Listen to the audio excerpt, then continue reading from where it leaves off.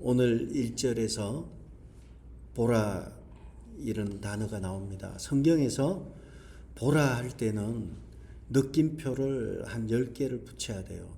무언가 방향을 전환할 때 보라 이런 단어를 쓰는데 세례 요한이 예수님을 보고 말하기를 보라 세상죄를 지고 가는 어린 양을 보라 이렇게 하였습니다. 오늘 다윗 이 133편은 다윗의 마지막 성전으로 올라가는 노래의 시편입니다. 여기서 보면 보라 느낌표가 10개 붙이시고 형제가 연합하여 동거함이 어찌 그리 선하고 아름다운고.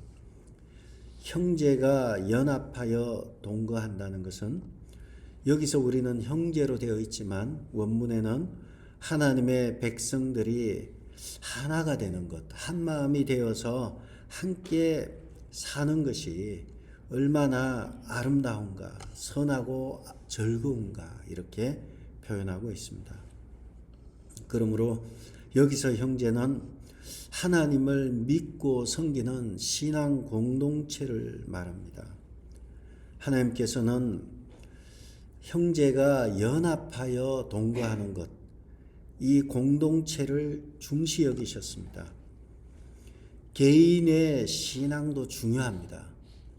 내 개인이 내 믿음 가지고 살아가는 것도 중요합니다. 그러나 개인을 위한 신앙은 없어요. 신앙은 공동체를 위해서 공동체를 떠나서 혼자 신앙생활을 한다는 것은 위험합니다. 성경 어디에도 성경이 말씀하는 것은 공동체였습니다. 교회였습니다. 그래서 창세기 1장에서 에덴을 창설하시고 나서 하나님께서 아담을 만드시고 또 하와를 만드시고 그곳에서 하나님의 나라, 하나님의 백성을 꿈꾸셨습니다. 그리고 요한계시록의 마지막에 새하늘과 새 땅에서도 하나님의 나라를 꿈꾸시고 그리고 그 중간에는 교회를 통해서 하나님께서 자신을 드러내고 영광을 받으셨습니다. 그러므로 개인이 위함이 아니라 공동체를 말하는 거예요. 오늘 1절에 있는 대로 하나님의 백성이 연합해서 하나가 되는 것이 이렇게 선하고 아름다운가.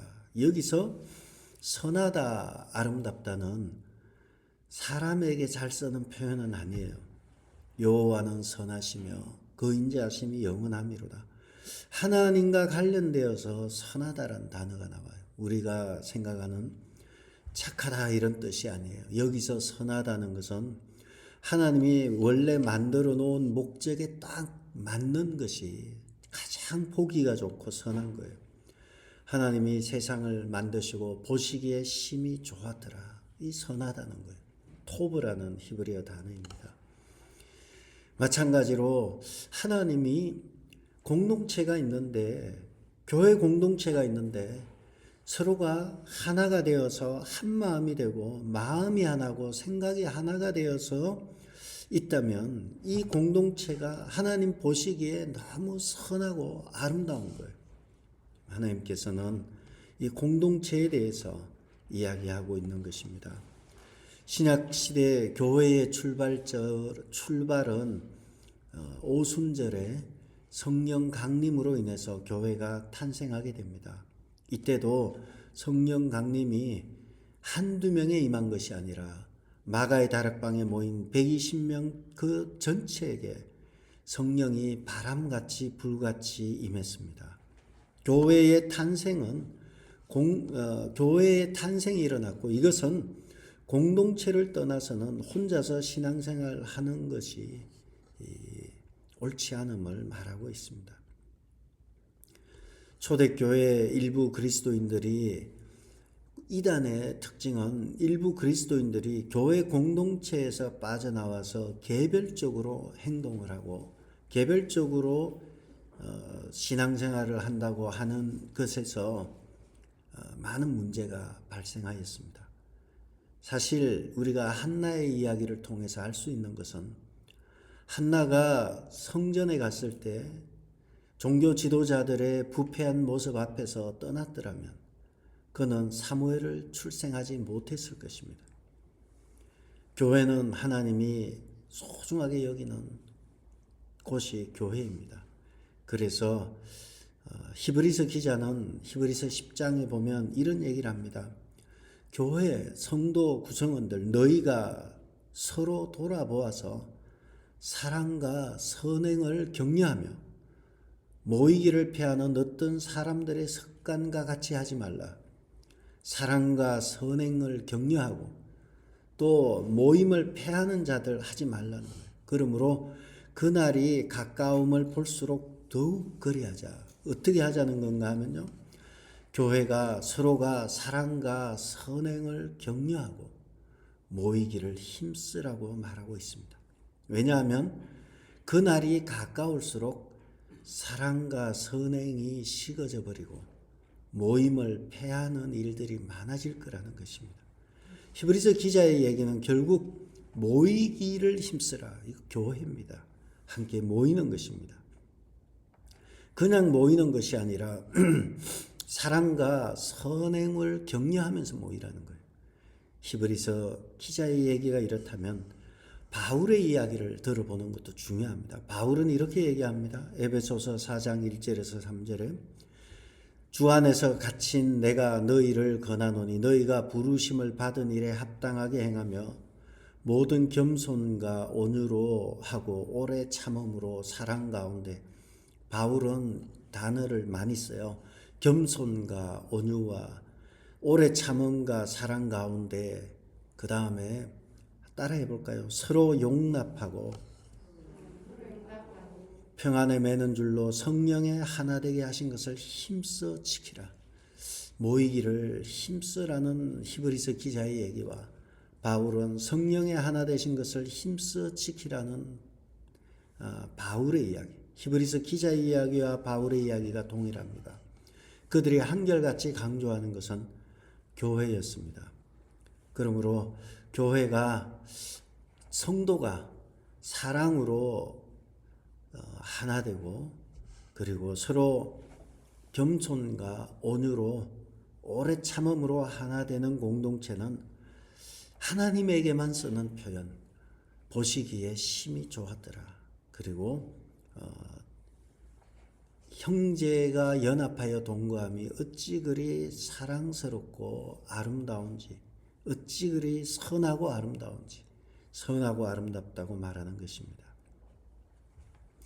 그러므로 우리는 오래 참음과 겸손과 평안에 매는 줄로 성령께서 우리에게 하나 되게 하신 것을 힘써 지키시는 여러분 되시기를 바랍니다.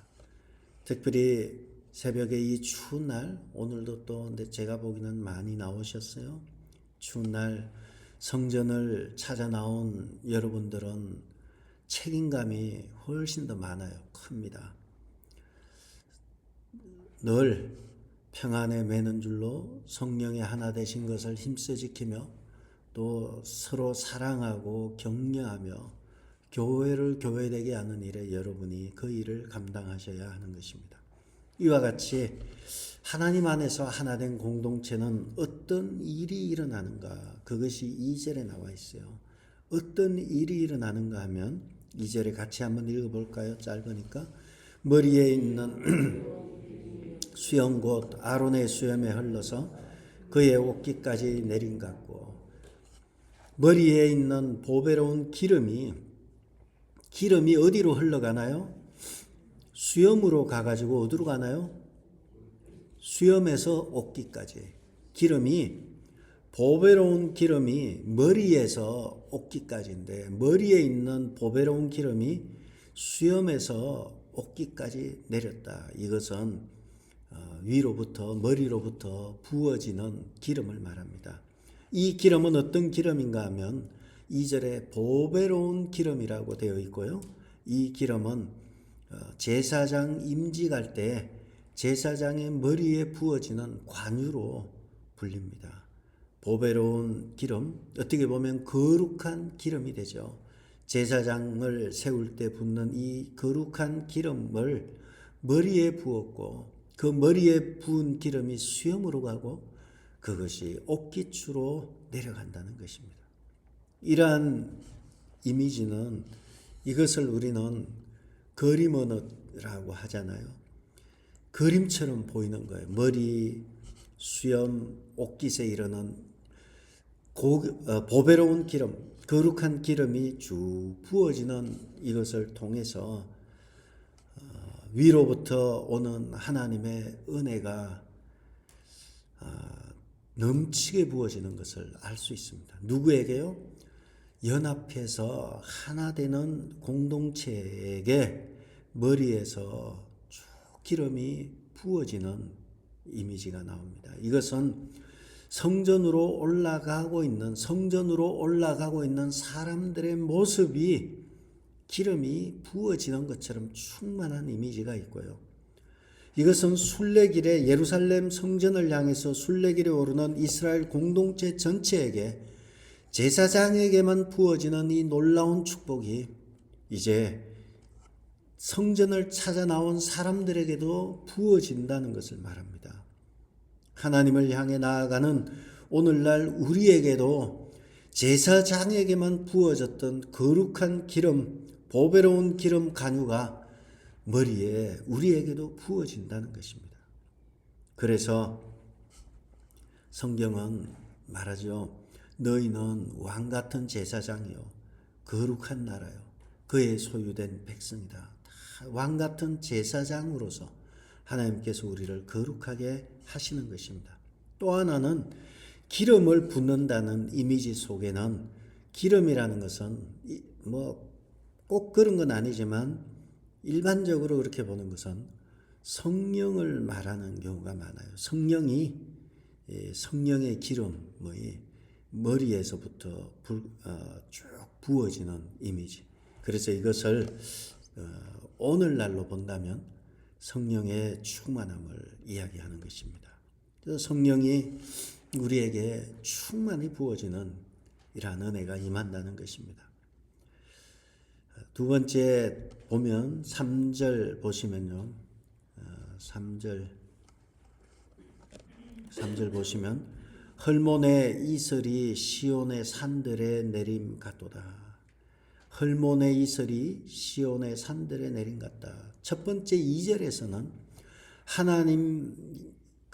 하나님의 백성으로 서로가 사랑하고 격려하며 평안에 매는 줄로 성령의 하나 되신 것을 지키는 공동체에 임하는 것은 성령의 충만함으로 볼 수 있어요. 기름이 머리에서 수염을 타고 옷깃까지 부어지는 이미지를 통해서 그 공동체에는 성령이 충만하겠구나. 두 번째 3절에 보면 헐몬의 이슬이 시온의 산들에 내린 같도다. 헐몬은 헤르몬이라고도 하죠. 헤르몬 산을 말하는 거예요. 헐몬은 산이에요. 그 산이 얼마나 높은지 2814m라고 합니다.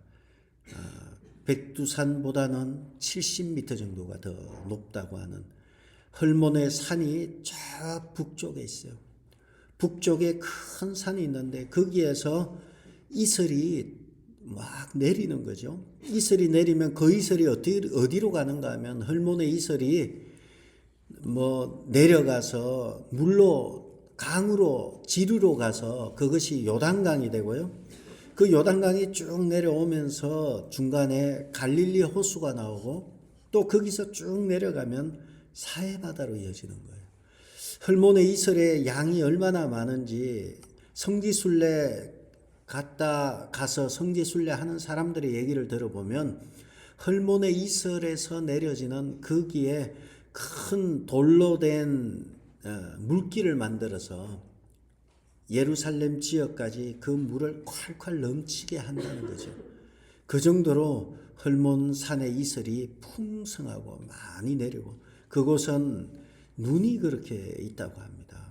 그곳에 눈이 있고 그래서 헐몬산의 이슬 이러면 헐몬산에 많은 양의 이슬이라고 많은 이슬이라고 붙일 정도로 그 양이 많다고 합니다. 그래서 이슬이라는 것은 무엇입니까? 여러분, 이슬은 물이에요. 물이 의미하는 것은 생명입니다. 생명을 뜻합니다. 그래서 아주 높은 산에서 만들어진 이슬이 낮은 산과 언덕과 같은 시온의 산들과 메마르고 황량한 곳에 생명을 움트게 하는 그러한 기름진 토양으로 만들어주는 것이 헐몬산의 이슬이고, 그 이슬이 요단강을 따라서 남쪽으로 내려오면서 갈릴리 호수가 나오고 그 호수가 사해 바다로 이어진다는 것입니다. 우리 이슬이라는 것은 생명이다 그랬죠. 우리 교회 새벽 예배 카톡방이 새벽 이슬이에요. 그래서 새벽에 이 이슬은 생명이니까 새벽에 이렇게 생명을 부여하는 거예요. 이것은 참이슬하고 달라요. 새벽 이슬은 이 말씀과 관련된 거예요.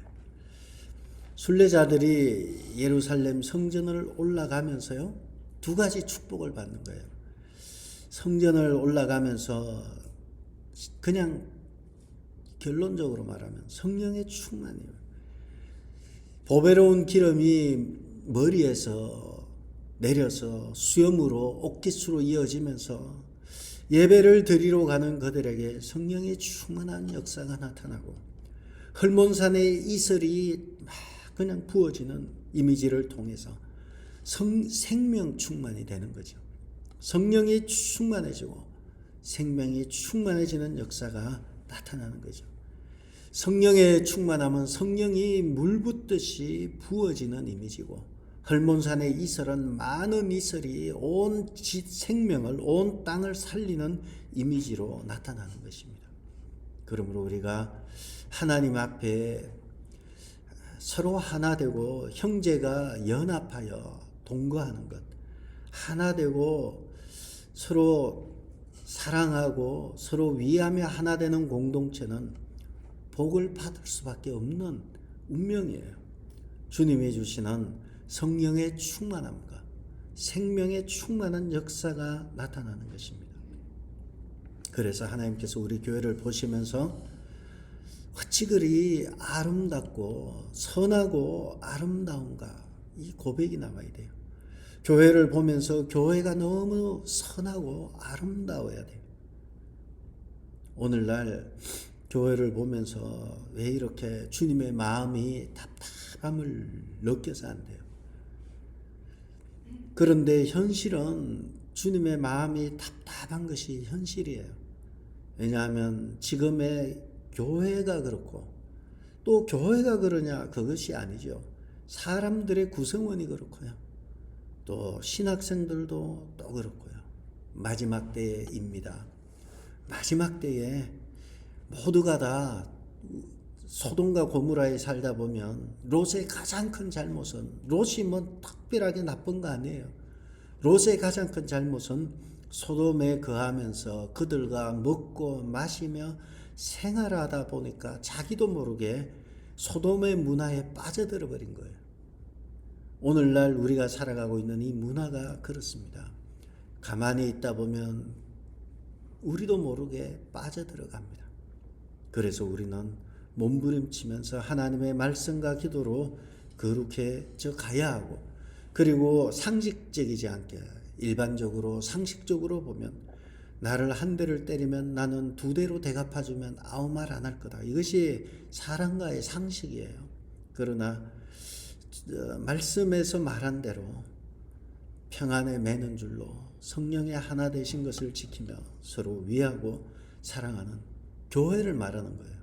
밖에 나가서 그러면 안 돼요. 밖에서 잘못하면 이용당해요. 또 사람들은. 교회에서 교회를 교회되게 하는 일에 여러분이 집중한다면 하나님께서 교회에 부어지는 복이 여러분의 가정으로 흘러갈 것입니다. 그래서 여러분의 삶 속에 성령이 충만하며 생명이 충만하여서, 그래서 3장 3절 하반절에 보면 거기서 여호와께서 복을 명령하셨는데 곧 영생이로다. 영생이라고 너무 짧게 나와 있어요. 그러나 원문에는 생명인데 어떤 생명인가 하면 영원에 이르는 생명이다. 이렇게 나와 있어요. 영원에 이르는 생명을 얻는다는 거예요. 성령 충만하고 생명이 충만하면 영원에 이르는 영생, 영원한 생명을 얻게 된다는 것입니다. 여러분, 주님이 보시기에, 하나님이 보시기에 선하고 아름다운 그러한 공동체, 그러한 교회를 우리가 만들어 나가면 하나님께서 교회를 사랑하셔서 우리 교회의 성도들에게 놀라운 축복으로 함께 하실 것이며, 그리고 여러분의 모든 삶 가운데서 비록 우리가 메마른 땅을 하루 종일 걸어가고 광야의 길을 간다 할지라도 독수리 날개치며 올라간 같이 우리를 인도해서 이러한 광야길을 능히 승리하며 이기게 인도하실 줄 믿습니다. 이러한 복이 여러분에게 있기를 주의 이름으로 축복합니다. 기도하겠습니다. 아버지 하나님, 하나님의 백성이 함께 모여서 서로 사랑하고 서로 위하며 서로 선행과 격려하며 함께 할 때 그 교회를 귀하게 여기시고 하나님께서 성령의 충만으로, 생명의 충만으로, 그리고 영원에 이르는 생명까지 주심을 저희들이 보았습니다. 사랑하는 귀한 성도들 위해 우리 하나님 함께 해주셔서 이 땅을 살아가면서 주님이 주시는 한량없는 은혜, 넘치는 은혜로 주님이 주시는 평안으로 승리하며 살아가는 귀한 성도들 되게 도와 주시옵소서. 이제는 우리 주 예수 그리스도의 은혜와 하나님의 크신 사랑과 성령님의 감동, 위로, 교통하심이 주의 전을 찾아 나와 간구하는 귀한 주의 자녀들과 이 시간 온라인으로 함께 예배드리는 귀한 주의 자녀들 머리 위에 이제로부터 영원토록 함께 있을지어다.